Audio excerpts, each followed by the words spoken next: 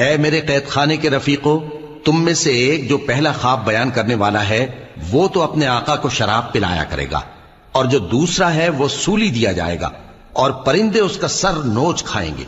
جو بات تم مجھ سے پوچھتے تھے وہ فیصل ہو چکی ہے، اور ان دونوں میں سے جس کی نسبت یوسف نے خیال کیا کہ وہ رہائی پا جائے گا، اس سے کہا کہ اپنے آقا سے میرا ذکر بھی کر دینا۔ پھر شیطان نے اسے ان کا اپنے آقا سے ذکر کرنا بھلا دیا، اور یوسف کئی برس قید خانے ہی میں رہے۔ اور بادشاہ نے کہا کہ میں نے خواب دیکھا ہے، دیکھتا کیا ہوں کہ 7 موٹی گائیں ہیں جن کو 7 دبلی گائیں کھا رہی ہیں، اور 7 خوشے سبز ہیں اور 7 خشک۔ اے درباریو، اگر تم خوابوں کی تعبیر دے سکتے ہو تو مجھے میرے خواب کی تعبیر بتاؤ۔ انہوں نے کہا،